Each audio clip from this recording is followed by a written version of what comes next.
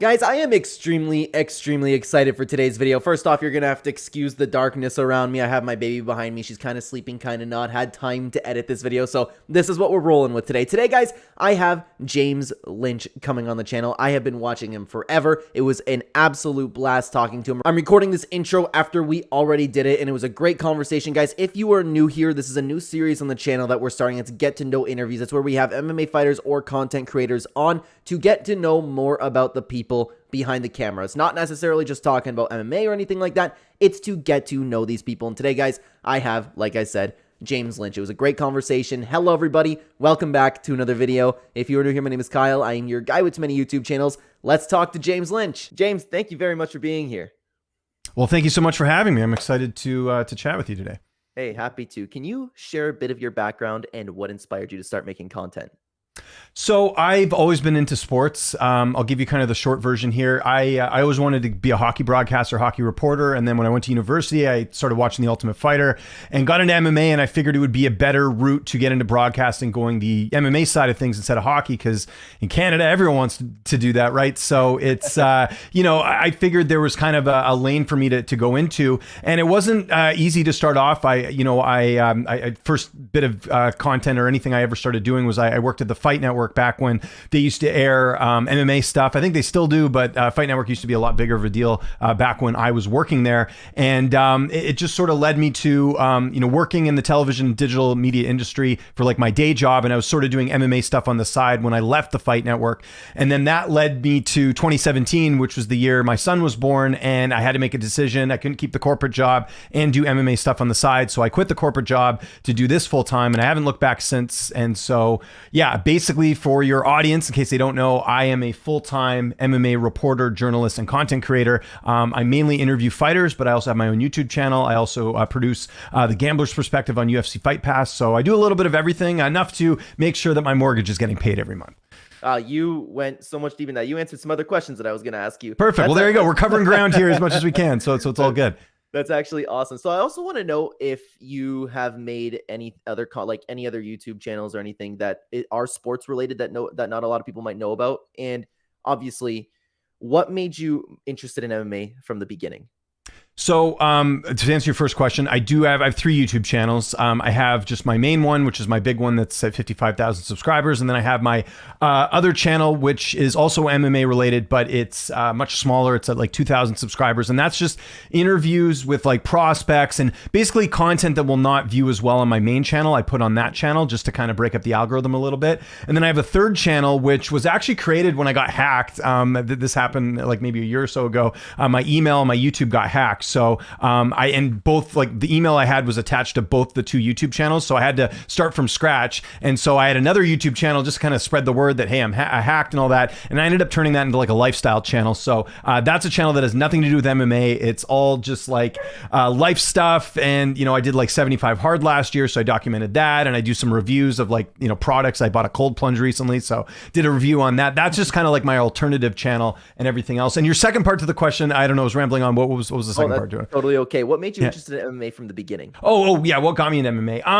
It's weird. I was a pro wrestling fan for a certain period of time when I was in my teens during the Attitude Era, and I was like really big into it. And then I don't know, I just fell off the wagon and I didn't watch wrestling for years. And then when I saw The Ultimate Fighter, it kind of had similar it brought me sort of that similar interest where like they had a lot of characters on that first season of The Ultimate Fighter. If you remember, like Diego Sanchez was on there, Forrest Griffin, Chris Liebman, and that really I remember just watching the reality portion of the show and being like, what is this? This is crazy. Like it was the episode, the first one that I watched, I remember was the one where Chris Liebman got drunk and started like breaking down the door to go beat the crap out of Josh Koscheck. And I'm like, this is crazy. And then I started watching the fights and I'm like, this is like real fighting, like not like pro wrestling. And so that got me into it. And that led to me starting to watch like Pride FC in Japan and, really paying attention to all the UFCs that were going on. And the timing of this was interesting as well, because obviously George St. Pierre in Canada was like a huge deal. So I had like someone to root for back in the day. And that's what got me into it. So it's a combination of like,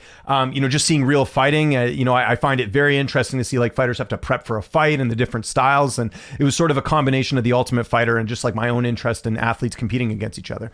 I love that. Do you have a background in martial arts at all? I don't know. The closest thing I have is I got in a couple fights in hockey back in the day. So Oh no, I mean that's kind of counts for something. yeah. Why not? Were you just not interested in doing it? No, I just like I never did karate. I never did jujitsu. Like growing up, I played hockey. I played soccer. I did a bit of cross country running back in the day, like in high school. And then when I was in university, I didn't really play any sports at all. I was going to university back east, so it was really cold outside. So I used to play a lot of like pond hockey and pickup hockey. And then people ask me now why I don't train. Like I looked into it. Like I looked into like doing jujitsu, but the closest like jujitsu gym to where I live is like 25 minutes away, and they only have times at like lunch and then in the evening, and those are both no-goes because like for me to get out there at lunchtime, it would like kill up take up a big amount of time during my day, and then at night like I gotta watch my kids. So so yeah, I would love to train. Like I think there's definitely something to that where like if you're training the martial arts, you're gonna understand the sport a little bit better. I completely agree with that. With that said though, I also don't think you need to train to cover the sport.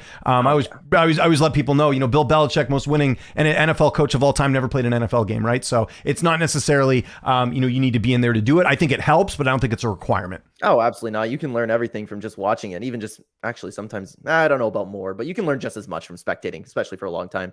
Yeah, absolutely. Yeah. So I agree with that. But like I said, I think it does help. But if I had the time, I would definitely do it.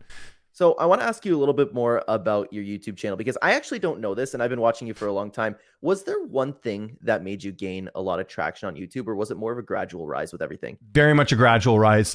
So one of the things I got lucky with early on was I used to freelance for Sportsnet in Canada, and Sportsnet, as we know now, has the UFC rights.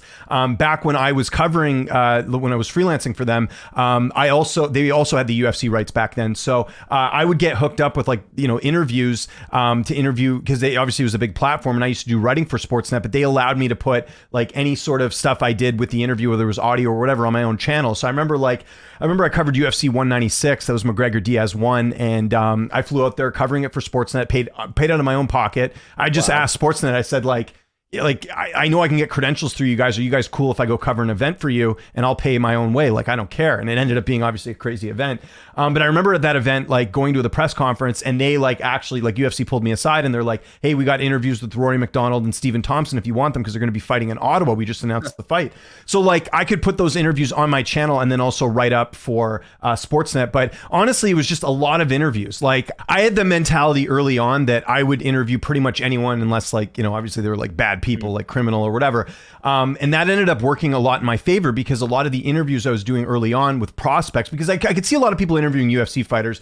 And I thought back then, I'm just going to get lost in the shuffle with the rest of them. I still did do UFC interviews, but I focused more on prospects. A lot of those prospects ended up becoming UFC fighters. So I remember names like, Corey Sandhagen or Curtis Blades or Macy Barber or Mackenzie Dern that weren't like household names at the time. But I had access to them because they were fighting for LFA. And I remember back in the day, I was almost doing interviews for LFA fighters that had upcoming fights for almost every card. And and not only did it get me practice, not only did I not have as much pressure because I'm interviewing a prospect as opposed to an established fighter, it really helped me. And it also helped me build up a good contact list. So one of the reasons I'm able to get a lot of interviews now is because I have those past relationships with fighters I interviewed back when people didn't know who they were. So it ended up being a really good strategy for me, and I kind of became the interview guy. And this was before everyone does remote interviews now, but back when I was doing it, there were only a handful of people doing it. So I feel like I kind of got in at the right time, and I think that's how I'm still able to do this as a full-time job. That's awesome. So I want to know, actually, speaking of that, was that a goal of yours to I'm not saying use the fighters or anything, but was it a goal of yours to, hey, if I interview them when they're way smaller, it'll give me a bigger chance when I go big time? Not really, to be honest. It was more of I wanted the practice, and I felt it's good. I have easier access to these fighters than I would some UFC fighters, because you have to go through management and all that different stuff. So I think as it went on, because I did notice a lot of the fighters I was interviewing getting signed to the UFC. So at the time, I remember thinking okay, this is actually working out quite well for me, because I would sort of have the the inside track into accessing certain fighters that maybe other people didn't know. So yeah, to answer your question, it wasn't really a goal of mine. It wasn't something where I'm oh, they'll remember me later on. Because I'll be honest, there's fighters now that I did interview back in the day that I can interview now, and it's not because they don't like me. It's just that they're so big now that they are very selective about media, or they might have their own YouTube channel. So for me, it was it was just more about getting the practice and just focusing on an area of MMA that I didn't think was being covered enough, which was the regional scene. I love that, and I'm personally a really big fan of LFA. Do you follow? I know, like you just mentioned LFA. Do you regularly watch the regional? Not as much as I used to. I wish I could. It's so hard now with like trying to do the UFC stuff, trying to manage my channel, and then all the other things I have going on. Like I'll catch results, and I certainly have people that I follow that certainly are on the pulse of like LFA. I mean, I'll catch Contender Series, but you know, back when it was, I mean, I remember when it was RFA and Legacy Fighting. Like it was the two separate promotions before they merged. So it was a bit easier because like back then there was no Contender Series. They had, you know, there was a handful of promotions that were only on Fight Pass. So it was easier to like kind of watch. Although I guess no, LFA would have been back on like Axis, I think, back in the day. But I just, it was easier, I find, to keep up. Now there's so many promotions that it's like it's hard to like I'm mainly like a results guy now. I'll kind of look up things and maybe catch some highlights. I see. Yeah, I like that Fight Pass is a big thing for regional promotions now. Oh, easily, yeah. Oh no, it's great. And like even one of the promotions I work for, Unified, is on there like in Canada, and that's such a big deal to a lot of the fighters because that was like a big problem before. Is there was a lot of Canadian promotions out there, but they didn't have the streaming service so people could watch it. So now that's kind of like, you know, it's really great what they're doing on Fight Pass, I have to say. So I personally really love it. So I want to ask you a little bit more about your content because of course you're doing so many different things, right? Have you found your place within the content space yet? I think like from an outside perspective, it seems like you're still experimenting, but I know that you've already done this type of thing in the past, but recently, like you've been getting back into reaction news content. Are you still experimenting? That's my question. Yeah. I'd say like I kind of have the base stuff that I like doing. Like I do the live streams every week. I do the preview show every Monday. New thing I started doing this year is the stock reports, where like I talk about like fighters that have like I think gone up like as far as their stock after an event, or their fighters has gone down. That's something new that seems to be working. I'm always open to trying new stuff because I think the way that we're consuming content is changing rapidly. And you know, before, like I'll be honest, like back when I was starting my channel, like I would do the pros picks, and those would do really well on my channel. Now they don't. And part of the reason is because a lot of these other channels are stealing footage from other fighters' YouTubes and grabbing their predictions and putting them in a compilation video. And, you know, I guess that's their right. They can do it. I personally don't like doing that. Like, I think that's kind of a cheap way of making content, is stealing other content. Even if it's a fighter's like Instagram story, it's like you're not really going and getting the content yourself. So how I have always done my pros picks is I would do the interview, and then in between the interview or after the interview, I'd just be like, hey, what do you think of all these fights that are coming up? And then I'd put them like into like clips and into folders, and then when the fight's coming up, I would do like a full pros picks video on that. So I still do them, but I used to rely heavily on that as far as like viewership, and I noticed over the years, because of these other news channels and other channels that basically do the exact same concept but just stealing fighter content, that I've had to change my strategy a bit. So now I do a lot more like opinion and newsworthy videos, because that's the stuff that people want to watch. Like I find that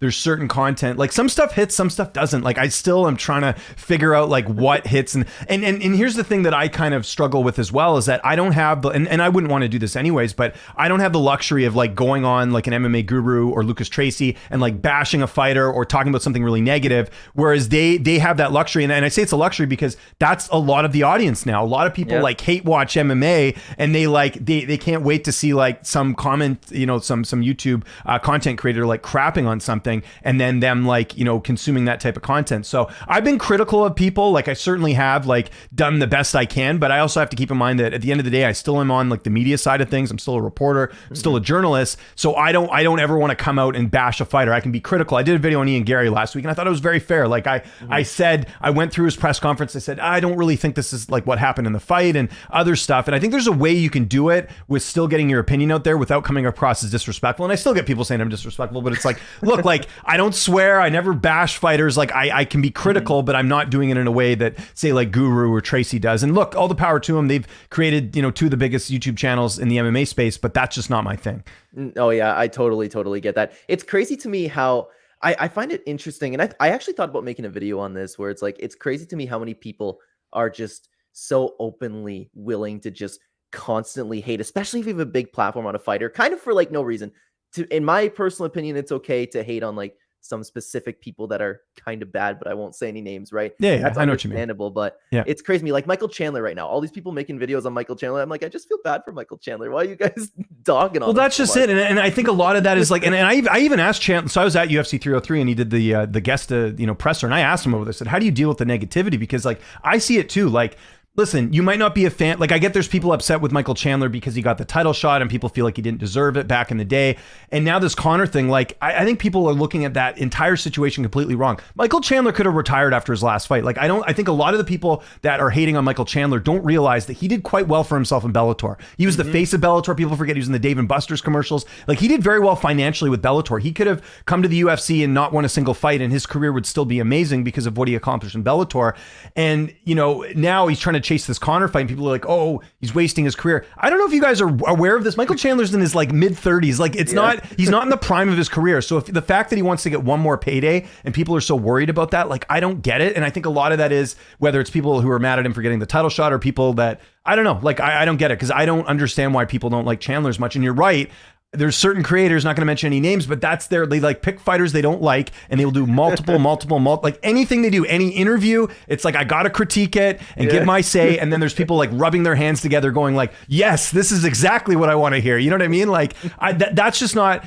That's not really my thing. Like, I've said this to people before because people are like, man, I love it when you do the opinion videos. I only do stuff that I feel passionate about or something that I feel is worth discussing. You know, like I did a whole video last week on the Neon and Nate Diaz thing. Like, that's normally something I wouldn't do. But one of the things that I'm getting really annoyed with online is just people being really disrespectful to fighters. And I think that that's becoming far too common with fan bases. And I sort of tied like what Neon said to Nate Diaz is like people just normalizing this type of behavior. And I hadn't saying like, you know, back when I was covering the sport, yeah, you got fans that were idiots, but I feel like now it's just gotten so much worse since the pandemic. I mean, I feel that there's people that are just so obsessed with fighters and their personal lives. It's gone a bit overboard. Like I said, man, I just don't get it. And I'm sitting over here like I have a hard time. I make a lot of prediction videos. I have a hard time saying like this guy's not a good fighter because I'm like I'm sitting here behind a microphone. He can whoop me, you know. Like I just it's crazy.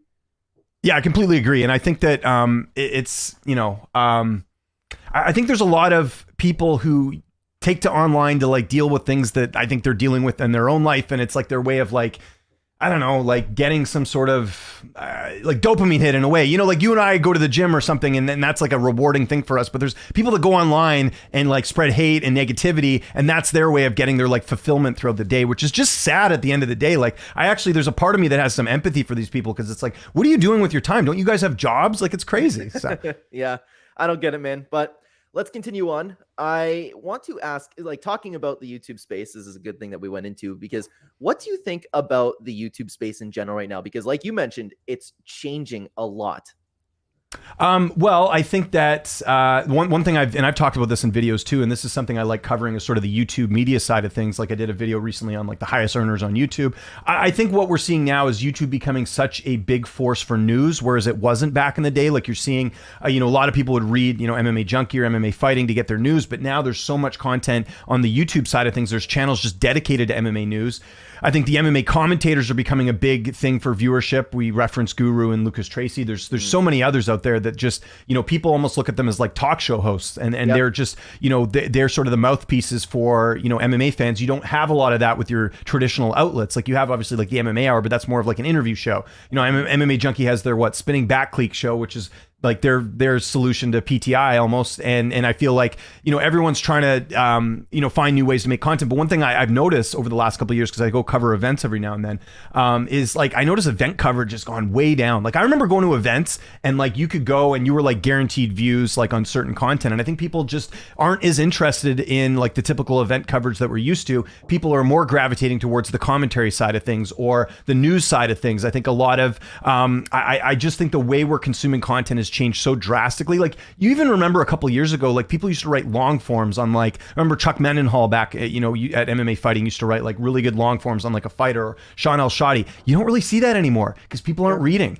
People are on their phones. They're you know, they're consuming YouTube content. We have YouTube Shorts now. Like the way, like, I mean, this could be an even bigger conversation, but like the way that they have designed how we consume content now, it's like our attention span is so like, it's gone down so much that like they're trying to get like onto the next, you know, like it's that, like I won't even let my kids watch YouTube Shorts because like I think it messes with their brains because it's like I need this instant gratification for like 20 seconds and then on to the next one. That's not good for us. And I think that has seeped into the MMA side of things where people just want instantaneous shot content to keep themselves occupied. You are absolutely right. You know what's like fascinating to me, and actually I was just talking because the video before I made it with Angelo from We Want Picks, we were talking about how it's interesting that some of the YouTube content's kind of changing back to long form because everybody's attention span is destroyed. Like you talked about, like I just had my first daughter. I'm never going to let her watch TikTok or YouTube shorts. And Good. It's good parenting. Thank you. It's interesting to me how these videos have been doing so well recently. Like, for example, to keep talking about, like we were talking about Guru and Tracy, they make like half-hour videos going through the entire cart, and it's just them in their face, and there's nothing popping up on the screen. I don't really understand why that's popping off with the way that the TikTok content is also popping off, you know? Well, I think what a lot of people do, and you know, I've had a number of people mention this to me, like, I don't get Guru's, like, how he has so much following, and Lucas Tracy, because, like, production-wise, it's not very good. Like, I come from the television world. Like, I'm used to, like, you know, really good, like, high-quality stuff, and I think my stuff's decent. I definitely could be putting more effort into, like, the visuals and some of the content I make, but it just takes time. I think what a lot of people do is they're at work, or they're, you know, mowing the lawn or whatever, and they have it on the background, and that's so they almost listen to it as, like, a podcast. So that's where they're doing, like, 30-minute videos. My videos are short because I just don't have time. Like, I don't know how people can take, like, a, you know, an interview with someone that's like 5 minutes and do like 40-minute analysis on that thing. Like, I just can't do that. And part of the reason is I talk really fast too, but I just like that to me is where I'm kind of like trying to figure that out myself. But like I said, I think, because I even hear people say this to me with my live streams, they just have it on in the background. So for them, it's not about like sitting and watching every little visual. It's more about like, hey, I'm going to listen to this while I'm doing something else, or I have something on in the background. Actually, that's what I do for your channel. Like, if I'm doing fine by me. Hey, if you're watching, I'm totally cool with that. So yeah, all good by me. Most of the time, I'm not looking at your face. Yeah, that's fine. That's fine. Listen, the only one who should care about how my face looks is my wife. I always tell people this when people, you know, you get the trolls being like, oh, you look like whatever. And it's like, man, like, I don't know why you care. The only person who should care is my wife. Last time I checked, I'm not divorced. So that's true. That's a very, very good point. So I want to talk about some plans. Do you have any goals or outlook for how you want the future of your channel to look like? Yeah, I mean, eventually, like, it would be great if I could just do everything on my channel. Like, a lot of people think that YouTube is my full-time job. It's not. My full-time job is selling my interviews to companies. And the reason that is because, and I kind of joke about this, it's like, I don't want to do like a Jared Cannonier interview and like, and I'm just picking Jared as like an example. I like Jared and he watches my channel and stuff. But like, you know, I don't want to rely on like that interview doing well to like pay my mortgage. You know what I mean? Like, the nice thing about doing the interviews is I get a flat rate. So I have an idea of how much I'm making every month, and I don't have to rely on like views. Now, there's other ways around that. You can get sponsors. I do have sponsors on my channel, but even so, like, I don't feel comfortable right now doing the jump to full time. So I guess, you know, if I had like an ultimate goal, it's that I'm doing everything on my channel. I can just go on camera, make enough money where I can do a couple videos and that sort of pays the bills, but I'm not at that point. Maybe I'll never get to that point. I don't know. Like I said, like, I'm trying to navigate through this thing in a way that is very difficult and with a lot of parameters on me, because I can't do that hate and shock content. And I just, you know, I don't want to do that, like I said, but I also just can't, because like, then it's like, I got to pick sides. I can't do interviews anymore, and I got to be the, you know, I hate everything guy. But I wouldn't want to be that anyways. Like, I don't like, you know, I don't necessarily like conflict and all that stuff anyways. I'd rather talk about like the good stuff with the sport, but people just don't watch it. Like, I could do like a video on like top prospects outside the UFC. People just don't care. It's just like, it's unfortunate because that, you know, there's so much good in the sport that doesn't get enough attention, but it's just because it really comes down to what people want. Like, people complain that, oh, you know, MMA Fighting or MMA Junkie doesn't cover, you know, enough regional stuff, but people just don't, they don't tune into it. They come to the site to find UFC stuff. It's just the way the consumers are consuming the content. You're right. And I get a lot of comments on my videos too, personally, because what I talk about, and again, I make a bunch of full card breakdown stuff, and I have a little bit like, I talk about, at the end of the prediction, I go, hey, this is the guy that I would like to see win. I get so many comments where it's like, I don't care. Like, for example, I always talk about Curtis Blades. I would love to see him get the title, but nobody cares about him because he's just a normal. And I don't think there's anything wrong with that. I had some guy clip out one of my previews too, and I mentioned that I was talking about the Yuri and Alex fight, and I said, listen, I'd love Yuri to win because I think the Pereira fans are really annoying, and it would be nice to see them get humbled a little bit. That's all I said. And someone's like, here's an impartial journalist. It's like, no, it's just like an opinion. Like, it's not being biased. And then actually, the reason I even mentioned that was because I picked Pereira in that fight. So people saying that like, oh, you're biased because you're picking Pereira. It's like, no, like, I like, if I had my preference, I would want Yuri to win just as a personal preference. I don't think that's extremely biased. It's only biased if I'm continuing to pick against Pereira, continuing to pick against a certain fighter. That's different. But, you know, the one thing I've discovered is you can't convince the internet anything. You know, you could put a photo of a cat up. I got a beautiful cat. He's a British short hair seal point. I could put a picture up. 99% of people that come to my house love the cat. He's great. Like, they're like, oh, he's such a handsome, beautiful cat. I could put that online and there'll be people going, oh, what, you don't like dogs? You know what I mean? Like that's where we're at with the internet these days. I would take it a step further. They'd probably say, what a stupid cat. Yeah, exactly. Like, why are you posting this? So aren't you supposed to cover MMA? Do your job.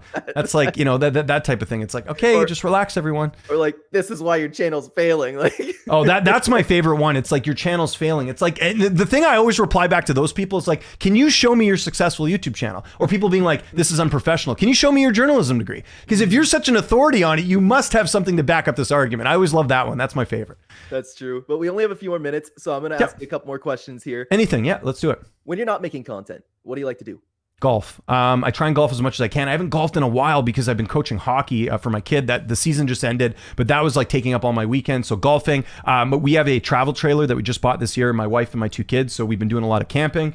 So that's been fun. I work out a lot. Like I go every, usually 5 days a week. I go to the gym. I do cold plunging every morning. I don't know if that's really a hobby, but it's something I got into the last couple months, and it's great, by the way. I love it. And what else? And I love retro video games. Like I have a couple arcades in my office. I have a couple handhelds, like this one right here in my office that looks like the old Famicom thing. Oh, wow. It's an Aberneck gaming device that has all the old like systems on there, and it's just like something fun to play on the go. Because I grew up, in the Nintendo, Sega, N64 era, so like playing those games again is just awesome. So those are some of my hobbies. I'm not just a one-dimensional MMA person. I do have hobbies outside of covering MMA.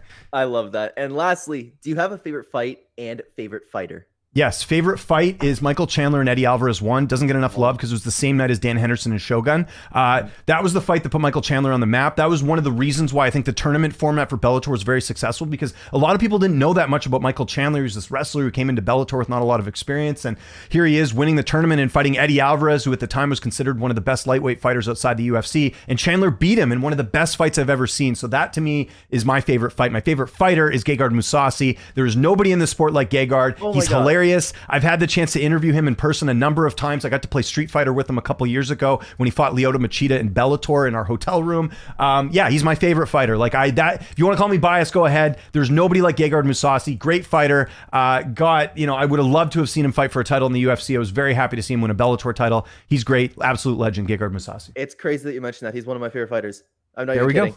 Dude, yeah. I have always said that if Gegard stayed in the UFC, assuming Gegard's in his prime, because obviously he's slowing down a little bit now, Gegard in his prime, I thought would have been champion.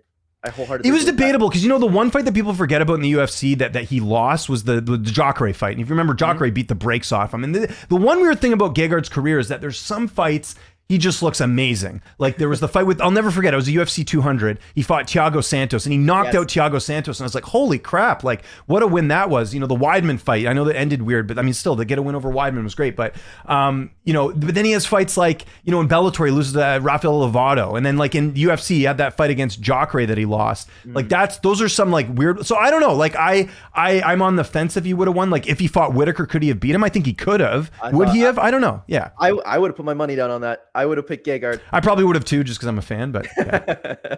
But anyways, I'll call it there. We were almost hitting a half hour, so it's almost perfect timing. James, thank you very, very much for your time. I appreciate that.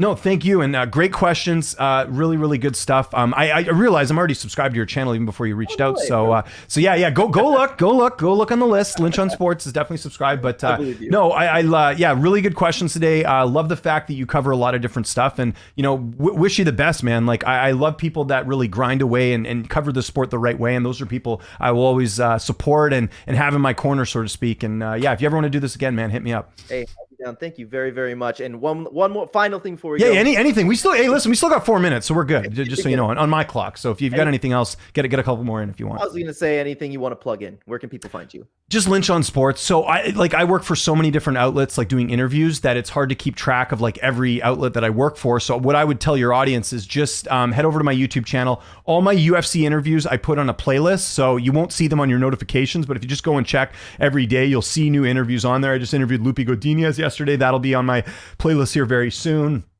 Preston Parsons, talked to him, working on a few big interviews here. It's tough. It's the nature of the business. A lot of people were off last week because of July 4th. So trying to get some bigger interviews booked. And make sure you check out the Gambler's Perspective on UFC Fight Pass. I do a little segment on there every week, but it's Nick Kalikas and Gianni the Greek. I do a betting show previewing every UFC card, and I do all the magic behind the scenes and make that show look all cool. So go check that out if you're subscribed to Fight Pass. And yeah, Lynch on Sports is all the platforms. You can see it there. Twitter, TikTok, Instagram, all that stuff. Thanks for having me on, man. It was great. Perfect. Thank you again for your time. I really appreciate it. Anytime. like I said, guys, I had a really, really great time in the conversation. He is honestly, one of the friendliest and nicest people that I have met in the YouTube space. And at this point, and I know it's going to come off. I don't mean to sit here. Coming from, I've been in the gaming space for a very long time. I met a lot of people online, and I have to say, James was one of the most inviting, nicest people that I've talked to, especially for just meeting the guy for the first time. So, James, I don't know why you'd be watching this if you happen to be clicking on this video, but in the off chance that you do have seen this, it was incredible talking to you. Thank you very, very much for your time. It was an absolute honor. Been a big fan for a very, very long time. So, guys, let me know what you thought about this down below in the comment section. If there's anybody else that you'd like me to shoot an invite to, thank you very much for being here, guys. If you want to keep watching the channel, I already had an interview with Angelo from We Want Picks. You can check that out right here. It was a great conversation as well. Take care, everybody.